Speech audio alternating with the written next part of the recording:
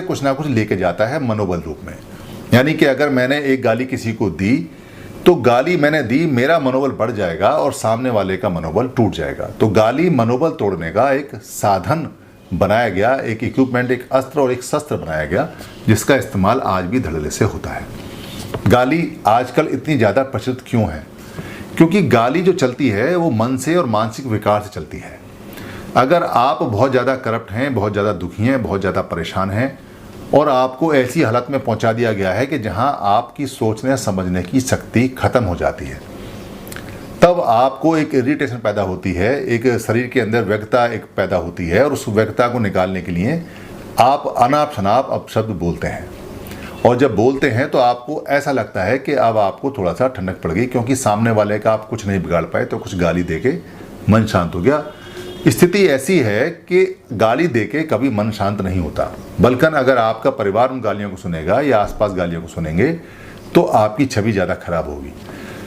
अच्छा ये रहे कि आप गाली ना दें, गाली का इस्तेमाल बंद कर दें, और सामने वाला भी अगर गाली देता है तो आप उससे इग्नोर करें, वहाँ से निकल जाएं, उससे उसकी तरफ देखे भी नहीं, उसकी गाली उसके पास ही रह जाएगी। जैसा कि बुद्ध की एक कथा के अनुसार, जो बहुत मुख्य कथा है, बड़ी फेमस कथा है। इसलिए आप इस गाली के मैकेनिज्म को समझें, क्योंकि एक बार भगवान बुद्ध के पास में एक व्यक्ति आया और उनके जो बिहार था, जो उनका जंगल था जहाँ वो रहते थे, उसके बाहर खड़ा होकर जोर जोर से गालियाँ बकने लगा।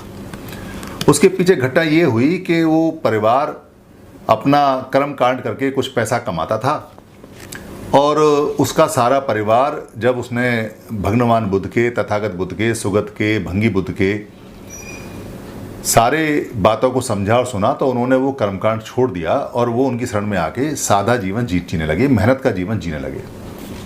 ये बात जो घर का मुखिया था, क्योंकि घर के मुखिया ने इतने दिनों से कर्मकांड का काम किया, कर्मकांड का वो परंपरा को निभाता चला आया था, वो नहीं चाहता था कि कर्मकांड छूटे, तो उसने कहा कि मैं श्रमण गौतम को छोड़ूंगा नहीं। इस रूप में वो आके वहाँ गालियाँ बकने लगा और पूरे जो भी घात के प्रयास थे वो करने लगा। जब वो गाली देता देता थक गया तो भगवान बुद्ध ने उसको बड़े विनम्र शब्दों में कहा कि जैसे कोई व्यक्ति जब किसी के घर जाता है और कोई उपहार में कुछ खाना या कुछ चावल या कुछ शहद या कुछ लेके जाता है, और वो जो मेजबान व्यक्ति है अगर वो उस उपहार को लेने से मना कर दे तो उस उपहार को वो जो व्यक्ति है, जो मेहमान आया हुआ है, वो अपने साथ लेके जाता है।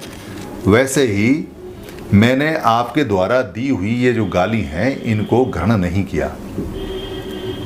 तो वो व्यक्ति समझ गया कि अब तो ये मुझे साथ ले जानी पड़ेंगी, यानी उसकी दी हुई गाली उसी के पास रह गई। उसको बहुत शर्म आई, लज्जा आई और वो भगवान बुद्ध की शरण में चला गया।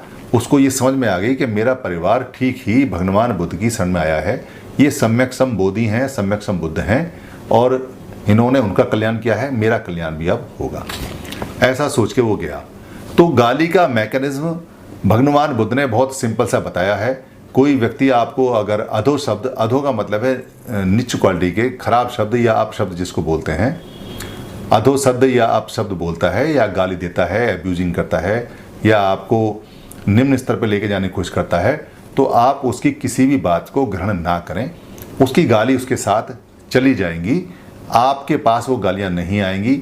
आप उस पर रिएक्ट ना करें, ना उस पर गुस्सा हो, ना अपना ब्लड प्रेशर बढ़ाएं, ना उसकी तरफ देखें, ना उससे बातचीत करें। वहाँ से हट जाएं, वहाँ से निकल जाएं और वो व्यक्ति अपने आप ही लज्जित होकर निकल जाएगा, या सब गुस्सा उसके पास रहेगा, ब्लड प्रेशर उसका बढ़ेगा, या हार्ट फेल उसका होगा, या ब्रेन हेमरेज उसका होगा, आपका कुछ नहीं होगा। अगर आपने वो गालियाँ ग्रहण कर ली और उनके बदले में आपने कुछ गालियाँ और दे दी, फिर तो गालियों का एक युद्ध होना शुरू हो जाएगा और दोनों का ही नुकसान होना निश्चित है। फिर आप नहीं बच सकते। ये गाली का फिनोमिना है, इसलिए गाली बनाई गई है ताकि आप मानसिक गुलामी में पड़े रहें। धन्यवाद।